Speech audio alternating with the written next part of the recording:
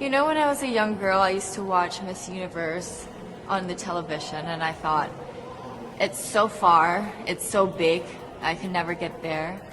But to actually be here right now, knowing that in just a couple of days I'll be on that stage, whew, I'm just so incredibly happy, and to be representing for my home country, Thailand. I'm in awe, I'm in shock, and it's the best feeling in the world. I'm so blessed to be here. And I cannot wait to be on that stage and really perform and make my country proud.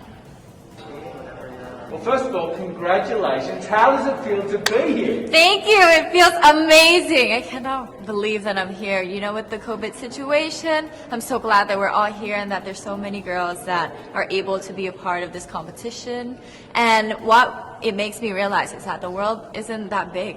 When you see all the girls in the auditorium together from different countries, and everyone is so nice and so lovely, they're so warm, and I can't wait to get to know everyone. And also it's so unique to see that everyone was born into such different cultures, different languages, but we're all here together to tell our stories. And tell me about your journey, your road to getting here, you know. Just I know you obviously was Thailand, but the physical journey to get here, did you just hop on a plane and get here, and was that easy or no? Oh my goodness. Well, Thailand is very far away. That's one thing. And I really had to, it wasn't a struggle to get the visa, but it was a long process. And when I got the visa, I was very excited. But the journey here, the physical journey, if you can believe it, it was more than 30 hours. All the way from Thailand, yes. So I had to make a stop at Istanbul, and the layover was 8 hours there.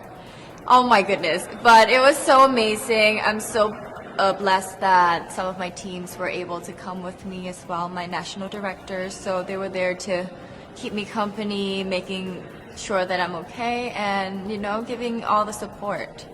And in a world of COVID where you can't have family and friends, you know, come with you potentially, Yes. How important is that support here on the ground? How important is it to know that, you know, people at home are behind you? Oh my, it's absolutely everything. Knowing that you've got that support, it is the motivation that keeps me going every day. Every time I see a message online and they're saying that they're supporting Thailand, and you know, it's so nice to see the nation coming together to support their candidate, to support their representative, and it's just how a country thrives. Because we cannot thrive alone, we have to move forward together. Yeah. So I believe, though, that there are some super fans that did make it here. Can you tell me about those super fans that are just out there? Oh, they are so amazing. Every time I come down, they would be screaming, Thailand, Thailand, Thailand. We came down here at 7:30 in the morning and they're already there. I think they're camping out there. But they've been so supportive, and I actually know quite a few of them. Some of them are big YouTubers in Thailand and flew all the way here just for the competition. But you know, pageantry is so big in my home country, and it's almost like a national sport. So the whole country gets behind it. They're very supportive, you know, and they're just right behind you. And I just want to say thank you to them for being here. I know that not a lot of people were able to be here, but I want to say thank you, because every time I walk down and I hear Thailand, it makes me smile. It puts a smile on my face, and it makes me want to make my day better. I want to go better, and I want to go in with 100% to do whatever it takes. Wonderful. One last question, a couple of last questions. How has it been on the ground? How has, you know, the week sort of been unfolding? What is your day-to-day like? Give your fans at home and give our viewers a sense of what it's like. What is it like here? It is incredible. It's an incredible journey to have been able to meet all of the girls, because you know, when you know of each other online and you've been messaging, you're on WhatsApp, there's a WhatsApp group, you've been talking, but then to actually come here and meet them in reality, it's just a whole different feeling.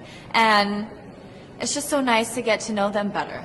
and to know their stories, because each of them are so inspiring and they're so empowering, and they have different stories that make them the woman that they are today. And I think it's just unique to get to know them. In some countries, sport is like the national pastime. That's But in true. the Philippines, some might say that pageantry is the pastime. That's true. You know what? In the Philippines, we have pageants all over the places.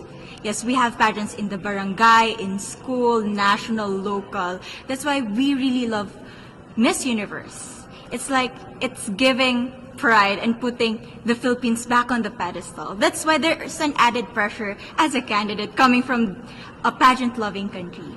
But it's a good pressure. I always look up to our former Miss Universe Philippines. They really did well in the competition.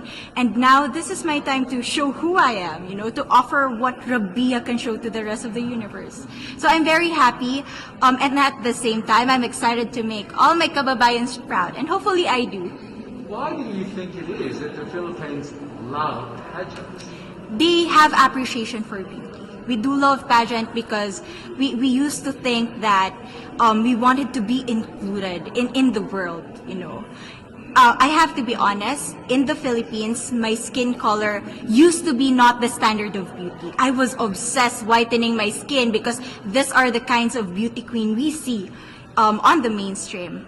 But things were different now. That's why I'm very proud to be a morena. In the Philippines, we call it morena. It's brown skin girl. And to be able to represent, my color, my identity as a true Filipina. Tell me about your journey to being crowned Miss Philippines. That, in a world that, in a country, I should say, that loves pageants. That must have been a very intense process. Tell me about, your journey to being Miss Philippines. Well, my journey was crazy. You know what?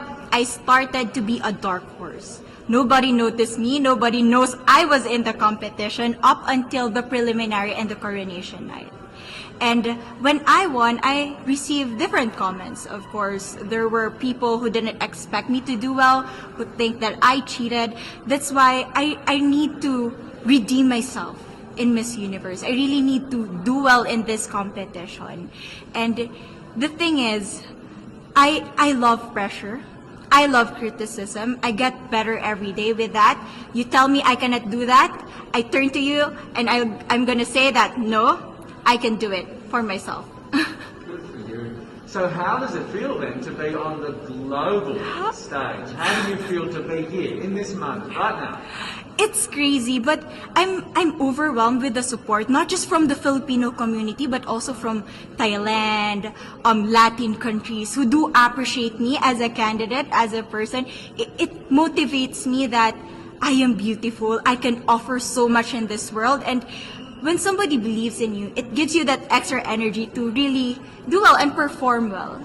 Do you have a sense with the girls, all of the girls competing, you're competing, but is there a sense of camaraderie with all of the girls? Is there a real spirit to, sort of motivate each other to do better? You know what? I have a different idea about Miss Universe. I thought it's gonna be very competitive, in a healthy way, well, of course. But now I can see every girl helping each other. From fixing those hairs, from trying to zip up those outfits. It speaks of the closeness and the kind of camaraderie that we want to have. The goal of Miss Universe is not just to crown one girl, but also to build a genuine and long-lasting friendships among us. Would you say within the Miss Universe world, the contestants, is there a sisterhood? Are you sisters? There is sisterhood. I can say I was able to talk to different representatives from different backgrounds, different cultures. And despite our differences, there's so much to be highlighted in what binds us together.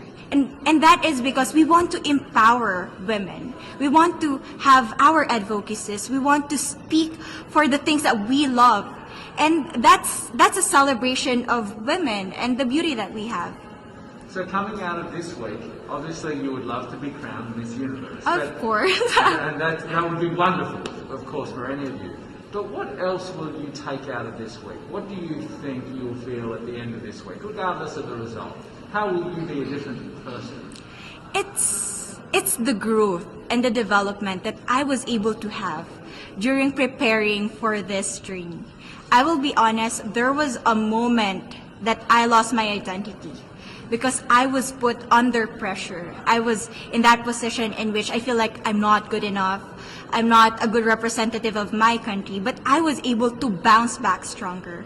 And if I was able to do that for Miss Universe, I will be able to do that in life. That is my greatest takeaway from Miss Universe.